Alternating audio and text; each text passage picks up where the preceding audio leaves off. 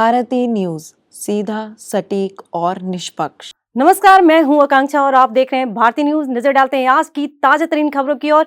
सबसे पहले नजर डालते हैं सुर्खियों पे। दिल्ली शराब नीति केस में केजरीवाल को जमानत, 177 दिन बाद जेल से बाहर आएंगे। एमपी यूपी में बारिश से 24 घंटे में 34 मौतें। हिमाचल में सीजन की पहली बर्फबारी।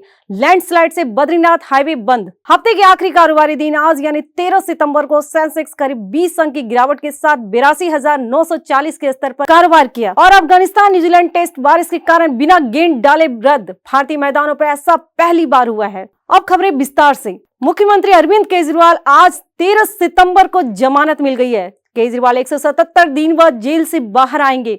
अदालत ने जमानत के लिए वही शर्तें लगाई है जो ईडी केस में बेल देते वक्त लगाई गई थी।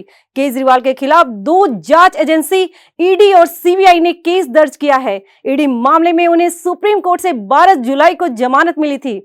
आपने इस फैसले को सत्य की जीत बताया है। शराब नीति केस में ईडी ने उन्हें 21 मार्च को अरेस्ट किया था। बाद में 26 जून को सीबीआई ने उन्हें जेल से हिरासत में लिया था। तो उधर मध्य प्रदेश और उत्तर प्रदेश में दिल्ली 24 घंटों के दौरान बारिश और बाढ़ से जुड़ी घटनाओं में 34 लोगों की मौत हो गई है। हिमाचल प्रदेश के किन्नौर में गुरुवार को सीजन की पहली बर्फबारी हुई। इससे तापमान अचानक गिर गया। किन्नौर, शिमला सहित कई इलाकों में आज सुबह से बारिश हो रही है। आईएमडी ने उत्तराखंड में शुक्रवार को रेड अलर्ट जारी किया था। चमोली में लगातार बारिश के कारण लैंडस्लाइड हुई। इससे बद्रीनाथ नेशनल हाईवे बंद हो गया है। राजस्थान में पिछले 2 दिन से तेज बारिश से कई जिलों में पानी भर गया है। भरतपुर में स्कूलों में 4 दिन छुट्टी कर दी गई है। धौलपुर में भी अगले आदेश तक स्कूल बंद है। अब नजर डालते हैं अंतर्राष्ट्रीय खबरों पर। रूस के राष्ट्रपति व्लादिमीर पुतिन, भारत के राष्ट्रीय सुरक्षा सलाहकार अजीत डोवाल के बीच 12 सितंबर को सेंट पीटर्सबर्ग में मुलाकात हुई। इसका 51 सेकंड का वीडियो आज सामने आया। इस दौरान डोवाल ने पीएम मोदी के यूक्रेन विजिट की जानकारी पुतिन को दी। आईएनएसए ने बताया, जैसा कि प्रधानमंत्री मोदी ने आपसे टेलीफोन पर बातचीत की थी, वो आपको यूक्रेन यात्रा और राष्ट्रपति जेलेंस्की के साथ हुई मुलाकात के बारे में जानकारी देने के लिए उत्साहित थे।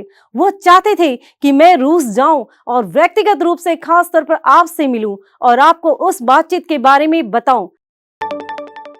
विदेश मंत्री जयशंकर ने गुरुवार को कहा कि चीन के साथ विवाद का 75% हल निकल गया है। विदेश मंत्री ने यह भी कहा कि सीमा पर बढ़ते सैन्यीकरण का मुद्दा अभी भी गंभीर है। स्विट्जरलैंड के शहर जिनेवा में एक समिट के दौरान बात करते हुए जयशंकर ने कहा कि 2020 में चीन और भारत के बीच गलवान में हुई झड़प में दोनों देशों के रिश्तों को बुरी तरह प्रभावित किया है। विदेश मंत्री ने कहा कि सीमा पर हिंसा होने के बाद कोई यह नहीं कह सकता कि बाकी रिश्ते इससे प्रभावित होंगे या नहीं। जयशंकर ने कहा, दोनों देशों के बीच बातचीत चल रही है। सीमा पे दोनों देशों की सेनाएं एक दूसरे के करीब होना एक बहुत बड़ा मुद्दा है। उन्होंने ये भी कहा, अगर सीमा विवाद का समाधान हो जाता है तो भारत चीन संबंधों में सुधार संभव है। इलॉन मस्क की कंपनी स्पेस एक्स के पोलरिस डॉन मिशन में 12 सितंबर को 2 एस्ट्रोनॉट्स ने पृथ्वी से करीब 700 किलोमीटर ऊपर स्पेस वॉक की। स्पेस वॉक के समय स्पेसक्राफ्ट की रफ्तार 25,000 किलोमीटर प्रति घंटा थी। यह किसी प्राइवेट स्पेस पीस से की गई पहली स्पेस वॉक है। पोलरिस डॉन मिशन 10 सितंबर को लॉन्च किया गया था। इस मिशन में 4 एस्ट्रोनॉट स्पेस में गए हैं। इनमें से 2 एस्ट्रोनॉट मिशन कमांडर जेरेड आइसकीमैन और मिशन स्पेशलिस्ट सारा गिलिस करीब 10 मिनट के लिए स्पेस वॉक के लिए बाहर निकले।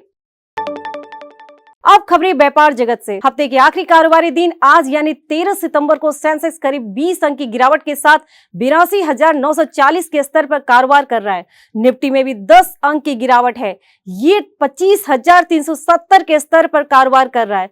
सेंसेक्स के 30 शेयरों में से 15 में से तेजी और 15 में गिरावट है। निफ्टी के 50 शेयरों में 22 में तेजी और 28 में गिरावट है। एनएसई के सेक्टोरल इंडेक्स में एफएमसीजी और आईटी शेयर्स में बिकवाली देखने को मिल रही है। आईसीआई बाजार में जापान की निक्केई 0.89% और कोरिया का कोस्पी 0.24% गिरा हुआ है।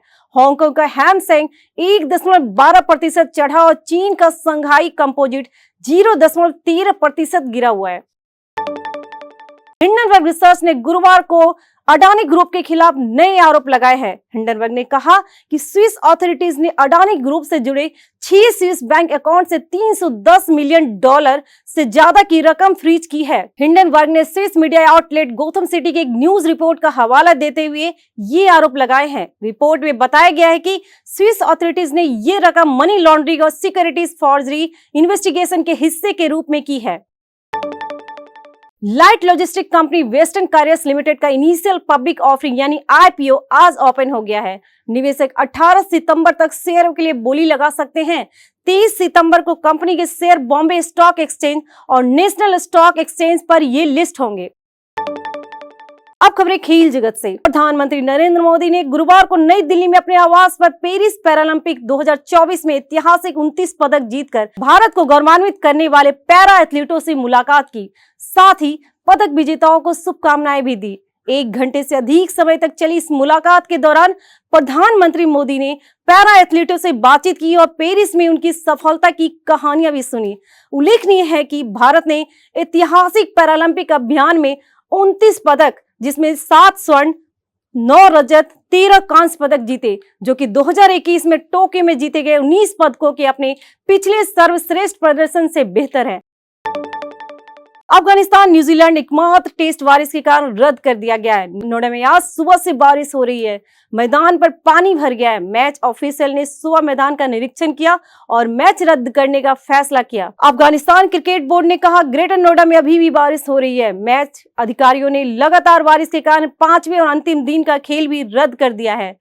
टेस्ट क्रिकेट के इतिहास में पहली बार भारत में कोई टेस्ट मैच बिना गेंद डाले रद्द हुआ है। यह ओवरऑल 8वां मुकाबला है। टीम शनिवार 14 सितंबर को श्रीलंका रवाना होगी, जहां कीवियों को टेस्ट सीरीज खेलनी है। फिलहाल के लिए बस इतना ही। अन्य सभी बड़ी खबरों के लिए देखते रहे भारतीय न्यूज। और भारतीय न्यूज को लाइक, शेयर और सब्सक्राइब करना ना भूलिए। धन्यवाद।